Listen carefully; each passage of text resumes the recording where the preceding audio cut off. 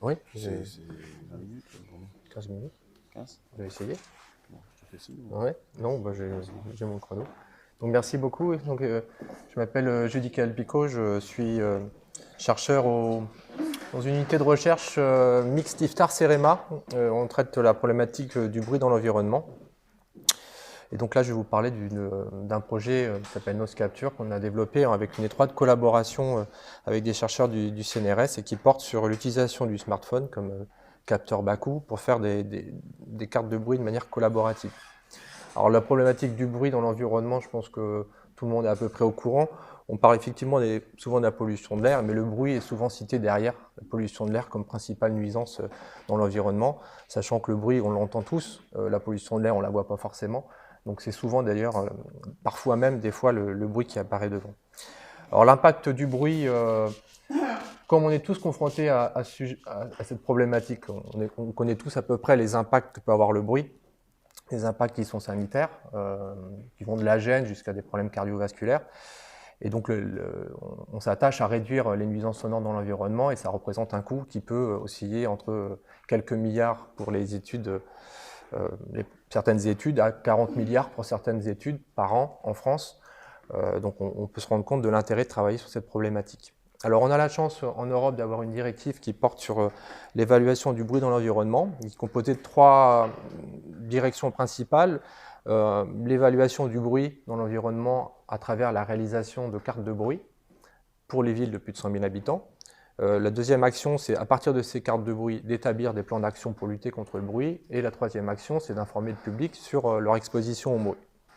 Donc le point clé en fait de cette directive européenne, c'est la production de cartes de bruit.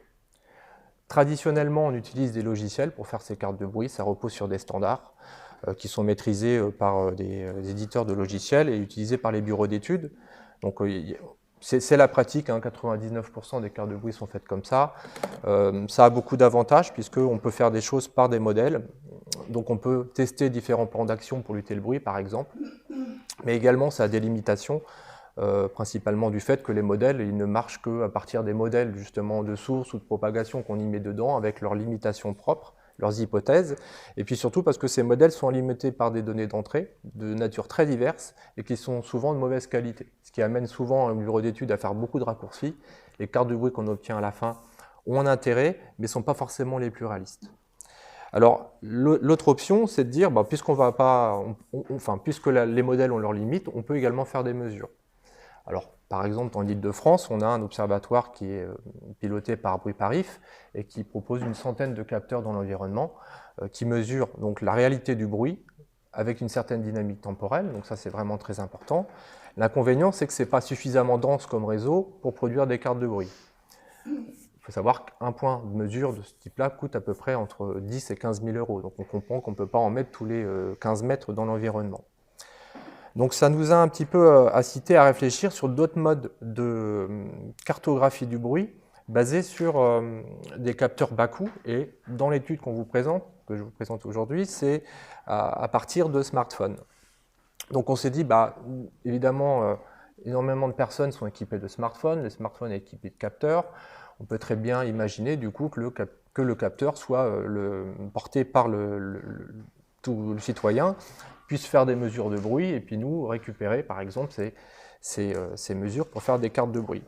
Alors un citoyen seul peut faire quelques mesures sur un trajet. Quand on en a plusieurs, eh ben, on a encore plus de données et on peut comme ça aboutir assez rapidement à une densification relativement importante des points de mesure dans l'espace et au cours du temps, dans un environnement urbain par exemple. Et à partir de ça, on peut faire des cartes de bruit en agrégeant toutes ces données. Donc c'est le point de départ en fait de cette réflexion du projet Noise Capture qu'on a mené avec le CNRS et qui est visible pour la partie que je vais vous présenter depuis 2017, donc qui a été développé dans le cadre d'un projet européen qui s'appelait Energic OD, qui portait en fait sur l'utilisation des bases de données libres, open data, géospécialisées pour essayer de développer de nouveaux services. Donc dans ce projet, il y avait plein d'applications qui avaient été proposées. Nous, on avait une orientation un peu différente. On s'est dit, on va développer une application pour produire de l'open data, pour que d'autres puissent utiliser ces data pour produire pourquoi pas des services avec des objectifs économiques derrière. Donc c'était le point de départ de cette application qu'on a développée sur la plateforme Android et qui présente en fait, qui a la forme d'un sonomètre classique pour ceux qui connaissent, qui a à peu près les mêmes fonctionnalités, avec la différence c'est que la mesure elle est géolocalisée. Donc avec cette application, l'utilisateur peut lancer une mesure, se déplacer, on voit son trajet, on voit les points de mesure, les niveaux de bruit. Lorsque l'utilisateur a fini cette mesure, il peut apporter une description avec des tags sur la nature des sources qu'il a rencontrées, sur les conditions de mesure, il peut apporter une appréciation sur son environnement sonore avec un curseur entre très agréable et agréable, apporter un certain nombre d'informations. Et en retour, il a un niveau d'exposition à travers des indicateurs classiques en acoustique environnementale. Donc, ils prennent différentes formes, des niveaux sonores d'exposition, des niveaux sonores dépassés un certain pourcentage de temps, par exemple. Alors, ce qu'on voit, c'est que c'est une vision très technique, enfin, c'est un aspect très technique, parce que historiquement, quand on a développé l'application, le public qui était ciblé, c'était les collectivités, les techniciens de l'environnement, qui avaient l'habitude d'utiliser des sonomètres.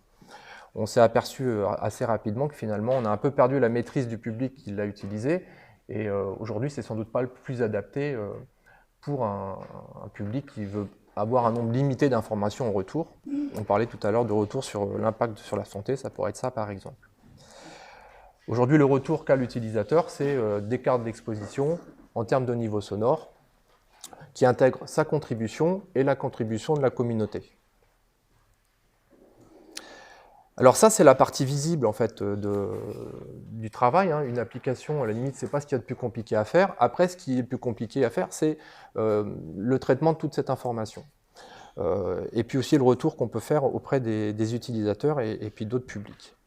Donc, associé à cette application, on a également un site web qui est intégré en fait, dans le projet Noise-Planet, qui représente également d'autres choses autour de l'utilisation de la géomatique pour des problématiques du bruit dans l'environnement. En tout cas, la partie Noise Capture permet de représenter toutes les informations dans le monde récoltées par l'application avec un certain nombre de statistiques, et puis bien sûr de proposer des cartes de bruit à tous les endroits où il y a eu des mesures. Alors derrière, il y a toute une infrastructure de données géospatiales qui a été développée par le CNRS, le LabStick à Vannes.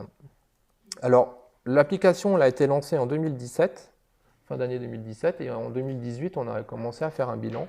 C'est un peu ce que je vais vous présenter à l'instant, en étudiant plus en regardant plus l'aspect comportement des utilisateurs. Je ne vais pas parler de la qualité des cartes de bruit ou de ce qu'on peut en faire, mais vraiment voir avec vous l'aspect comportement. Donc déjà, au bout d'un an, ce qu'on s'est aperçu, c'est que quelque chose qu'on avait d'abord envisagé sur le territoire européen, voire français, avec un public plutôt de techniciens que nous, on allait solliciter, à partir du moment où l'application était sur le Play Store, en fait, elle s'est largement diffusée. Et aujourd'hui, il y a plus de contributions aux États-Unis qu'en France. La France n'est pas le premier contributeur, par exemple. On a à peu près aujourd'hui 100 000 téléchargements. Je vais revenir un petit peu sur le détail. Ça représente énormément de traces de mesures. Une trace, c'est un ensemble de points. Pardon. On en a à peu près 100 000 aussi. On touche 190 pays. Énormément de... Ça représente, il y a à peu près déjà 8 mois, l'équivalent de 200 jours de mesures cumulées dans le monde entier, ce qui est relativement important vu d'ici, mais à l'échelle du monde et du temps, en fait, c'est pas énorme, mais ça se densifie progressivement. Alors, juste quelques mots quand même, avant de vous donner un peu d'informations sur cette analyse du comportement des utilisateurs, c'est juste pour parler de la qualité métrologique, parce que je pense que vous devez vous poser beaucoup de questions sur l'utilisation d'un capteur de type smartphone. Alors, il y a des spécifications qui sont données par Android vis-à-vis des constructeurs, des fabricants de smartphones pour leur indiquer quelles règles ils doivent appliquer en matière de bruit, de mesure acoustique. Donc ça réduit déjà pas mal le champ de la qualité de la mesure en fréquence et puis en niveau sonore. Deuxième aspect, il faut faire attention à tout ce qui est filtrage rajouté sur les téléphones pour filtrer la voix, pour réduire le bruit de fond, pour ne pas biaiser la mesure. Et au final, de toute façon, on dira toujours la même chose, c'est-à-dire qu'un smartphone, ce n'est pas un sonomètre. Au mieux, c'est un niveau classe 2, donc c'est déjà en dessous d'un niveau d'un sonomètre. Et dans tous les cas, il faudra faire un calibrage du smartphone si on veut être à peu près pas trop loin. Vous voyez ce que je veux dire? Donc ça reste quand même une plage d'erreur qui peut parfois être non négligeable. Alors je reviens sur l'application. Donc en fait, aujourd'hui, comme je disais, on a à peu près 5000 installations. Sur ces 5000 installations, il y a déjà eu 75% de désinstallation. Donc ça veut dire que l'installation, les utilisateurs l'installent, la testent et éventuellement ne la gardent pas. J'en dirai quelques mots après. Ensuite, la moitié des personnes qui ont installé l'application l'ont utilisée pour contribuer aux cartes de bruit participatives. C'est-à-dire qu'ils ont la possibilité de transférer ou pas leurs données. Dans 50% des cas, ils ont désactivé cette information, c'est-à-dire qu'ils utilisent l'application pour leurs propres besoins. Et en général, on est à peu près aujourd'hui, entre 12 000, 13 000, 14 000 installations actives, c'est-à-dire qui ont été utilisées dans les 30 derniers jours. Alors, les courbes du bas, c'est juste pour vous montrer des niveaux d'installation et des installations au cours du temps. Ce qu'on peut voir, c'est des sauts dans l'installation. Ça correspond souvent soit à des sorties de nouvelles versions, soit à une communication plus importante sur l'application qui fait qu'il y a des téléchargements en plus. Et puis, il y a la courbe du haut qui est liée à l'échelle à droite, qui est le nombre d'installations actives et qui montre qu'il y a eu une augmentation assez rapide du nombre d'installations et puis ça s'est stabilisé. Donc ça, c'était déjà il y a quelques mois et ça monte progressivement.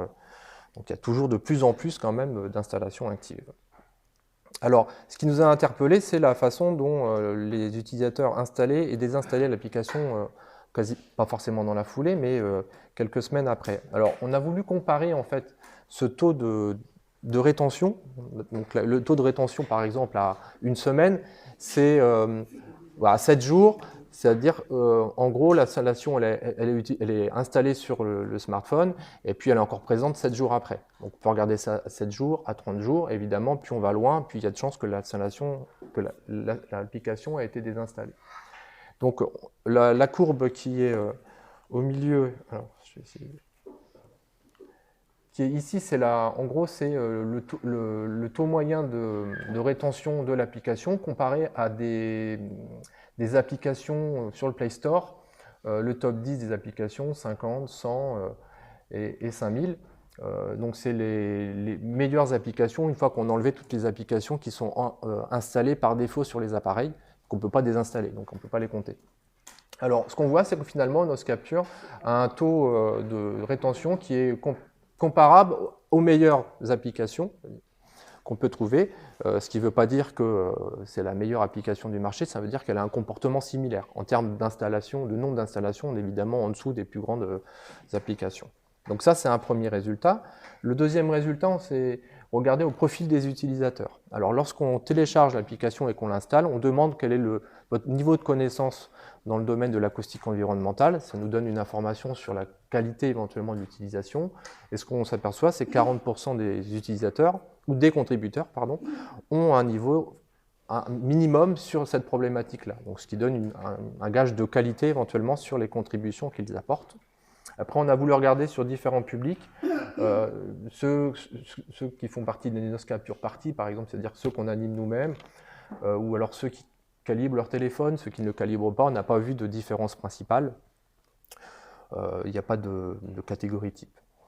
Donc ça, c'est un premier résultat. Deuxième résultat, on a voulu regarder quel était leur comportement dans l'utilisation de l'application. Donc on lance une mesure, éventuellement on se déplace sur une certaine durée et une certaine distance dans l'espace. En termes de durée, ce qu'on voit, c'est qu'à peu près 50% des mesures sont inférieures à 30 secondes. Donc c'est des durées de mesure assez courtes, mais il y a quand même un certain nombre de personnes qui font des mesures sur des très longues durées, supérieures à la minute et jusqu'à 1 heure. Donc ce qui est relativement bien pour nous, ça veut dire que les gens l'utilisent vraiment pour faire de la mesure et pas juste pour la tester. Ça n'a aucun intérêt de tester une application sur 1 heure, par exemple.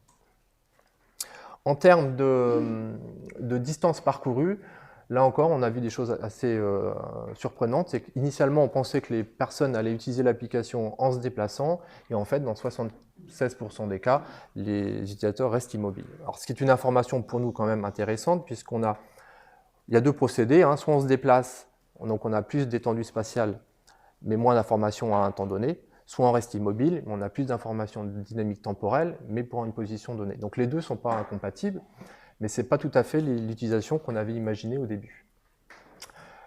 Autre aspect intéressant, c'est le comportement des gens face à la fiche de description où ils peuvent taguer, dire bon là il y a eu des voix, là il y a eu des pas, etc.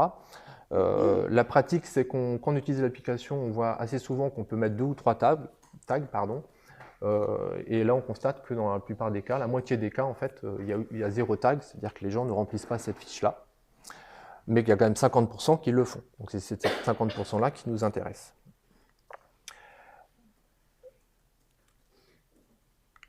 Alors là, c'est vraiment un résumé très succinct que je vous ai donné sur le comportement de l'utilisation de l'application. Il y a beaucoup plus d'informations dans cette référence là, qui est en open access, donc vous pouvez éventuellement regarder pour plus d'informations. Alors, ce que je n'ai pas présenté aujourd'hui parce que je n'ai pas le temps, c'est qu'il y a également d'autres biais à considérer. C'est-à-dire qu'il y a également la vitesse de déplacement des gens. Au-delà de 5 km/h, c'est plus du piéton, c'est plutôt des transports en commun, des bus, on a des avions aussi, parce qu'il suffit de voir la vitesse et les lieux traversés. Quand ça traverse l'Atlantique, on se doute bien que ce n'est pas la nage, par exemple. Il y a des problèmes aussi de localisation GPS. Des fois, ça ne marche pas, donc on n'a pas une bonne localisation, pas une bonne précision, donc on ne peut pas exploiter la donnée. Il y a également des problèmes de valeur de calibrage parfois discutables. On voit des choses un peu surprenantes, c'est-à-dire qu'au-delà de jusqu'à 10 dB de correction, 10 décibels de correction, on l'a déjà vu, nous, donc c'est possible. Il y en a qui ont des valeurs de calibrage beaucoup plus importantes, ce qui met en doute la méthode de calibration. Et puis il y a une chose aussi surprenante, c'est que 20% quasiment des mesures se font en intérieur. Donc là, ça a ouvert pour nous aussi un autre champ d'exploitation qu'on n'avait pas identifié au début, c'est qu'on pourra également étudier l'exposition des gens à l'intérieur des bâtiments par rapport au bruit. Donc ça, c'est relativement important. Alors qu'initialement, on était plutôt sur les cartes de bruit extérieures. Donc là, on a les deux informations. De même que l'information du bruit dans les transports en commun, donc là où on recèle des vitesses élevées, n'était pas identifiée comme un champ d'utilisation, mais ça soulève également des questions et pourquoi pas des études derrière. Alors en termes de perspective, il y en a beaucoup. Et la première, c'est d'améliorer la qualité de la donnée, parce que finalement, on voit qu'assez vite, il y a quelques pourcentages qu'on peut exploiter directement, donc il y a un gros travail de filtrage à faire et de qualification de la donnée. Et là, on commence à arriver sur des domaines de big data ou data mining qui sortent un peu de notre champ de compétences traditionnel et pour lesquels on va devoir s'associer avec des spécialistes du domaine comme l'INRIA par exemple. Et évidemment, là, in fine, l'objectif c'est quand même de produire des cartes de bruit pertinentes, utilisables par les collectivités. Il y a un travail à faire aussi au niveau de tout ce qui est métrologie de la mesure sur le smartphone. Donc là, c'est vraiment plus dans notre domaine de compétences, j'ai envie de dire, avec surtout le développement de méthodes de calibrage beaucoup plus faciles, y compris sans source de référence. Donc éventuellement, je pourrais vous en dire plus tard si ça peut vous intéresser. Mais c'est donner la possibilité à tout le monde de calibrer son smartphone sans un bagage scientifique important. Et puis sur l'usage aussi, parce qu'on voit que si on veut beaucoup de mesures de qualité, il faut pouvoir animer une communauté. Il faut pouvoir aussi l'inciter à faire de plus en plus de mesures. Et ça, notamment, ça passe par une plus grande réactivité, une interactivité avec le contributeur, c'est-à-dire à travers l'application, lui dire il y a longtemps que vous n'avez pas fait de mesures, et si vous alliez à tel endroit parce qu'on manque de mesures, ou alors faire une application plutôt de type gaming, c'est-à-dire en donnant des challenges, des classements, voilà, il y a tout ce côté-là à travailler avec l'ergonomie de l'application à revoir. Voilà, j'étais très vite, et j'aurais beaucoup de choses à vous dire, et éventuellement je peux répondre à vos questions.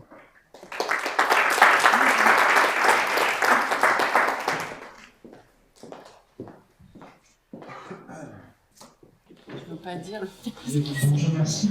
En l'état, est-ce que les données sont utilisables? C'est pensable d'engager une collectivité? Je pense du côté de chez moi, il y a des désirs de faire des observatoires du bruit et je trouve qu'en parallèle de l'air, on a commencé dans cette chose comme ça. C'est utilisable les données qui sont reçues malgré tous les écarts dont vous parlez, les biais, et à quel titre justement? Et de notre côté, est-ce que les données produites sont aussi possible de les extraire et de les faire passer dans d'autres bases de données? Alors, pour répondre à la dernière question, toutes les données sont libres. En allant sur le site noise-planet, il y a une rubrique data. Donc tout est, tout est téléchargeable, toutes les données brutes sont téléchargeables. Pour la France. Non, pour le monde entier. Pour le monde. Ouais. Donc ça représente des gigas de données actuellement. Il n'y a aucun filtre, hein, donc c'est vraiment exploitable, il n'y a pas de problème. Pour répondre à la première question, si on filtre les données par rapport à plein de critères, aujourd'hui de manière directe, on n'a que quelques pourcents qu'on peut vraiment exploiter, comme je le disais, je ne vais pas dire en fermant les yeux, mais en ayant un certain gage de qualité. Donc, on peut déjà transmettre ces données aux collectivités, ou les collectivités peuvent les extraire elles-mêmes pour produire leur carte de bruit. Alors, par exemple, sur Lyon, il y a Acousité, qui est l'organisme, l'équivalent de Bruit Parif à Lyon, fait des mesures avec nos captures et peuvent utiliser ces mesures pour leurs propres besoins, par exemple. Donc, c'est déjà possible. Ensuite, on organise pas mal d'événements aussi avec les collectivités. C'est-à-dire qu'on vient chez eux, on leur explique le fonctionnement de l'application, on calibre les téléphones. Alors aujourd'hui même, une fois que votre téléphone est calibré, vous pouvez vous-même calibrer d'autres téléphones de vos collègues de manière automatique. Donc ça permet aussi d'étendre le nombre de capteurs potentiels. Et ils ont la possibilité d'avoir des cartes de bruit propres. C'est-à-dire que quand vous faites une mesure avec le smartphone, vous avez un champ avec un code. C'est-à-dire qu'on peut donner un code à une collectivité. Et toutes les mesures qui auront été faites avec ce code auront leur propre carte. Donc les collectivités peuvent ensuite exploiter ces propres données, enfin ces données qu'ils ont produites elles-mêmes, ou les cartes pour leurs propres besoins. Donc, ça a toujours été notre cible en fait. Oui, bonjour. Moi j'ai un commentaire et une question. Le commentaire, est-ce qu'on pourrait essayer d'arrêter de parler de calibrage quand on parle de capteurs? Le calibrage, si on prend la définition du dictionnaire, c'est des agriculteurs qui l'utilisent pour classer la taille des huîtres ou des pommes ou des œufs, etc. On peut dire calibration en condition d'y mettre l'accent, et ça c'est de l'anglais. Le français c'est l'étalonnage. Voilà. Donc voilà, ça fait 3 jours que je me retiens, mais c'est moi qui prends, c'est sympa. Non, mais il y a des jeunes étudiants là, et moi je donne heureusement que 40 heures de cours par an, et je suis assez à cheval sur le vocabulaire. Ouais. Et alors c'est marrant parce que cette discussion on l'a déjà eu plein de fois. Et alors en fait ce qu'il faut savoir aussi, c'est que des fois dans certaines normes on parle de calibrage en acoustique. Non, mais même, j'ai vu... En électronique, en instrumentation, ça s'appelle l'étalonnage. Non, mais on est d'accord, mais c'est vrai que c'est le terme qu'on utilise couramment. Alors, bon, c'est un défaut de langage qui traîne. Bon, je le prends bien, ne vous inquiétez pas.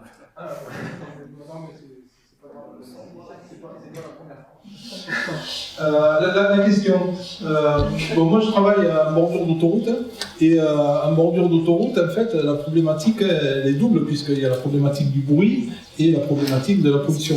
Et en fait, les parades sont complètement opposées, parce que typiquement, quand les riverains se mobilisent, comme c'est le cas chez nous, parce qu'on double une autoroute, la première réaction, c'est on va avoir du bruit, donc il faut que les autoroutes construisent des murs anti-bruit.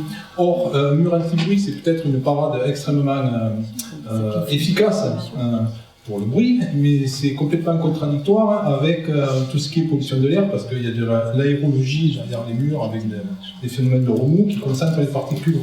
Donc là, on a une difficulté en fait à dialoguer, et justement avec Vinci, on travaille sur de la végétation en bordure d'autoroute et végétalisée sur des merlons. Donc, est-ce que vous avez des cas en bordure de voies de circulation où vous avez à la fois des murs anti-bruit, un peu plus loin de la végétation, et est-ce qu'il y a des études comparatives là-dessus? Bon, voilà, c'est vrai qu'on sort un peu du domaine de l'application, parce que c'est pas l'objectif, mais oui, il y a énormément de travaux qui ont été faits sur l'utilisation du végétal pour des problématiques environnementales. Donc, on parle des écrans anti-bruit ou des merlons. Mais en milieu urbain, c'est des façades végétalisées, toitures végétalisées, donc ça a plein d'avantages clairement d'utiliser le végétal. Pour ce qui est du bord des autoroutes, c'est le merlon qui est le plus intéressant du point de vue végétal, hein, où on peut aussi mettre des barrières d'arbres, etc. Mais il faut des largeurs qui sont tellement importantes que c'est une emprise sur les terrains qui n'est pas toujours possible. Voilà. Après, c'est vrai que c'est souvent l'écran qui est choisi comme solution la plus simple. Alors, il y a eu une époque où ils sortaient des écrans dépolluants, Alors, peut-être que vous en savez plus que moi sur ces sujets-là. J'ai jamais vraiment pu savoir si c'était très efficace d'un point de vue de la pollution, mais en tout cas, le problème, il est connu au moins depuis 20 ans ou 30 ans, hein, sur les problématiques d'écran acoustique et pollution de l'air et bruit, quoi. Après, comme souvent, c'est le bruit, comme je disais, le bruit qui est la pollution numéro 1, souvent devant la pollution de l'air, surtout proche des autoroutes. On privilégie d'abord le bruit et peut-être moins la pollution de l'air. Ouais. Oui, bonjour, merci pour votre présentation. J'avais une question plutôt sur les données, parce que vous avez récolté énormément de données et vous l'avez dit, je crois, vous n'êtes pas encore passé au stade de vraiment de la fouille de données, de l'analyse, etc. Moi, ça m'intéresse particulièrement parce que je travaille sur un sujet similaire avec l'îlot de chaleur urbaine. Et je voulais savoir en fait comment vous allez faire pour passer à cette fouille de données, quels sont les partenaires que vous allez avoir. Parce que c'est vrai que c'est un problème déjà souvent pour la quantité de données qu'on a, dans les problématiques de big data, etc. Et aussi le fait qu'on travaille sur des données spatio-temporelles. Et ça, c'est un cadre qui a été assez peu exploré finalement du point de vue de la data. Alors sur le traitement de la donnée, sur la partie, enfin sur le bout de la chaîne, c'est-à-dire l'utilisation de la donnée une fois qualifiée pour produire des cartes de bruit, bon, on a relativement les compétences en interne. Ce que j'ai pas dit aussi, c'est que les données qu'on produit de mesure, l'objectif c'est aussi de les coupler avec les modèles pour pouvoir avoir de l'interpolation là où on n'a pas de la donnée, faire de la fusion de données. Voilà. Et ça, alors, sur ce sujet-là, on travaille avec l'INRIA, par exemple.